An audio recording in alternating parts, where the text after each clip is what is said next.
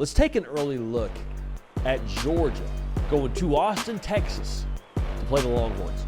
We will have a prediction for you in this game on our Tuesday live show.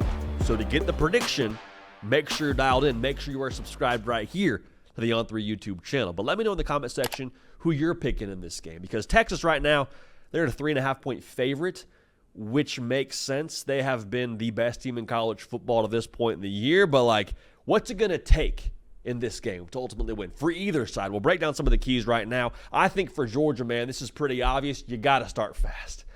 Got to start fast, because the game against Alabama, I think, is maybe I don't want to say a blueprint, but maybe a cautionary tale if you're Georgia when it comes to, how they can't start against the Texas offense, because Steve Sarkisian now, you can talk about, the head-to-head between those two, but I just have a hard time believing that he is going to make the same mistake that Kalen DeBoer did, from my assessment at least. I don't think Kalen DeBoer and Alabama were able to adjust to Georgia in the second half, whereas Georgia adjusted to them. I think Kalen DeBoer will have a one-size-fits-all game plan, meaning you want to adjust to us, great, we'll adjust again. And maybe I'm oversimplifying this, but I think at the end of the day, the point being, you cannot find yourself in the position you were in against Alabama when you go to Austin, Texas. You can't count on having the Jets to come back from 4 touchdowns down, or even call it 17 points if we're being honest there. So excited to watch that one. Excited to see Georgia kind of figure out the giddy-up mechanism a little bit, because we've seen Georgia start slow in previous years, and eventually right around this point in the year they start to have everything start firing in. I'm wondering if that's the case for Georgia. Has to be the case against a good Texas team, because, again, you give them leverage, not a good way to live. Not a good way to live at all. Now, one battle I'm really excited to watch specifically, the Texas wide receivers against the Georgia secondary. Because Georgia's defensive backs, man, let's be real, they've struggled.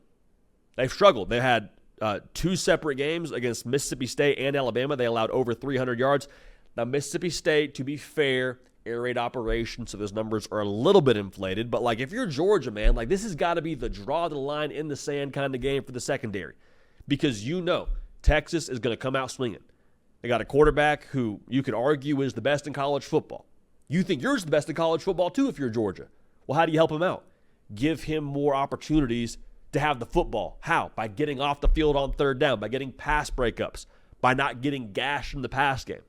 This is that game now where if you're Georgia, it's hey, if it's not this spot where we can play our best football on the road, back against the wall, already got one SEC loss, when is it going to happen? Because the challenge is out there for Texas, or for Georgia against Texas, I should say. Texas is going to sling it. They are averaging 9.6 yards a pass. That's top 10 in college football. Translation, they're going to challenge you. They're going to try to push the ball vertical. So it's hey, nobody is wondering what Texas is going to do offensively. Will they have some wrinkles? Of course. Some misdirection? You betcha. But they're going to try and push the ball deep.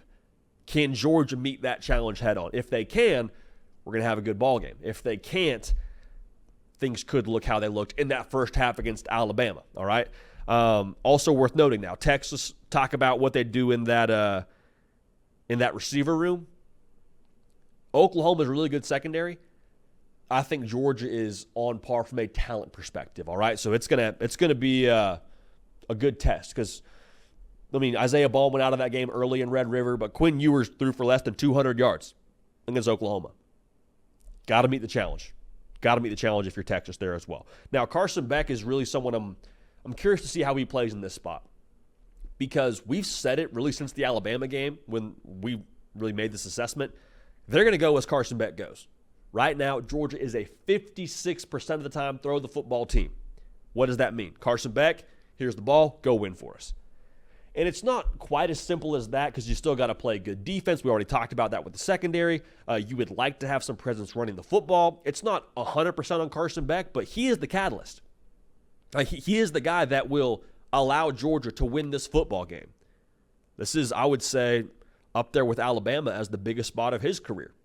You obviously talk about the SEC title game in that conversation as well, but for Georgia, like I just said, back against the wall, one SEC loss, you're on the road, you're playing against the top team in America, when you probably feel like you have every right to be in that conversation for the top team in America as well. Go prove it. Go be that. And obviously, there's going to be a lot of talk around, him pushing the ball deep and him being the one to be the catalyst for the offense like I just mentioned. But I want to see, this is a funny thing to say out loud, I want to see fiery Carson Beck. I want to see take the game by the throat Carson Beck from the jump. The guy that we saw in the second half against Alabama, where he's getting animated on the sideline with his teammates. I don't think that's really his personality.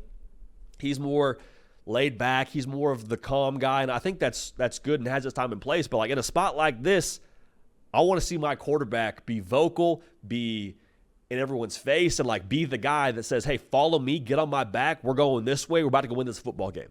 I want to see that Carson Beck in this spot. Because make no mistake, B-plus Carson Beck in this football game against Texas, I don't think gets it done. And that's not me speaking down to Georgia and what they have. If anything, it speaks to what Texas has. They've built to a year like this. Steve Sarkisian built to a year like this with this roster. So what's at stake here, man? We mentioned Georgia and they're back against the wall. They right now, with one loss, if they beat Texas, that path to the college football playoff is pretty wide. Okay, I don't think it's, wide to where there's no more opportunity for slip-ups, but okay, one, the resume boost that is. Two, what that means for you in the SEC, handing Texas a loss and having that tiebreaker, that is huge. That is absolutely huge.